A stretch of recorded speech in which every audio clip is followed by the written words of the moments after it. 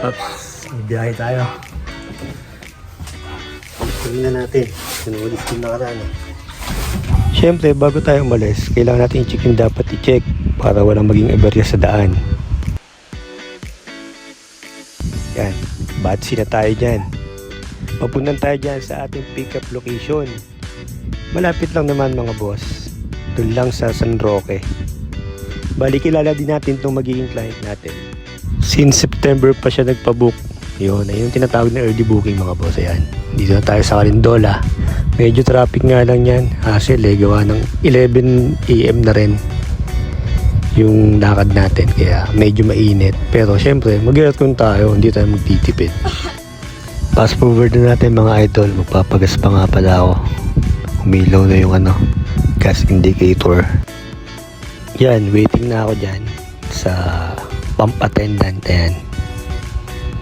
Papultnak natin to ng sagad para wala na tayong patigil-tigil mamaya hanggang pauwi. Ayan.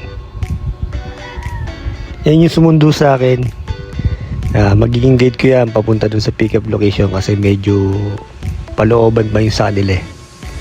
Buti mabait yung yung renter natin, pinasundo tayo.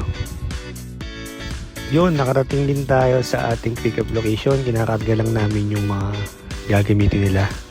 Tapos ayan, may iniintay na kami yung kasama pa namin. Ayun na sila, dumating na. So, bira na tayo sa expressway mga idol. So ayan mga idol, magkakalamba exit tayo papunta ng Calamba Tent. Ayan, dumating na tayo sa drop off location. Ayan, nandito na tayo sa venue. Ayan o, ang ganda diba? Hindi pa nakaset up, ayusin pa nila. Tamang gala na naman kami set 300 oh. Saan na siya nakakapunta. Yan mga idol, after natin mababa yung mga gamit, pumunta na tayo sa parking lot. Ayan, ayun yung view mga idol oh. Maliwalas dito mga idol, kaso walang bubong yung parking lot ya. Medyo mainit pa rin pagka tumirik yung araw. Pero solid na pagdating ng hapon kasi maraming puno. Silipin natin yung ayan, yung venue talaga sa loob. Ayan. Yung team nila, La Casa de Papel. Ayan, NHK Spring Philippine Incorporation. Ayan, ang daming aircon mga idol, panay centralized. Sobrang lamig niya mamaya. Ayan yung loob, medyo malaki yung venue. May stage. So yung mga dancer nagpa-practice na sila. Yan mga idol, pahapon na yan. Bali, medyo malakas na yung hangin. Nas makulimlim na. Tamang picture lang tayo dito. Tapos video, siyempre. So bali, exactly 3 PM. Dumadating na yung mga taga NHK Spring ngayon. Madami yan mga idol. Almost 300 ata sila. Pero maka-accommodate naman ng venue kasi yung laki. Ayan. Gabi na yan mga idol. Ayan, set-up na nila. Ang ganda.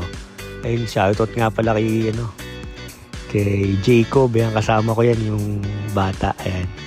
Mabait na bata yan eh. Silip tayo sa loob mga idol. Ayan, may kainan panalo yan. Siyempre catering. Daming tao niyan mga idol. Bali natapos na yung nila, yung party. So hindi ko na binidyo yung ibang kaganapan sa loob. Ayan, waiting na lang tayo sa mga kasama natin na nagpa-pack up. Tapos rekta na tayo expressway. Ayan, wala ng traffic. Na-traffic lang kami nung palabas sa Calamba. Sobrang traffic pala doon. Grabe, sa SM. Halos 1 oras ata bago kami makalabas ng expressway.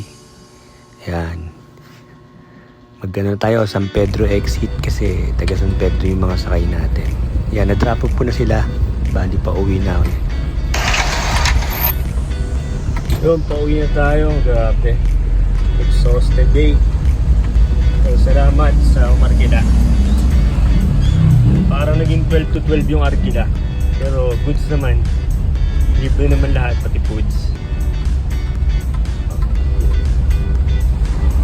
Okay mga idol, nakatapos tayo ng isang biyahe na naman. Another day, another rent. inabot na tayo ng alauna. 12 to 1 pala yun. So, sa susunod na ulit mga idol. Salamat.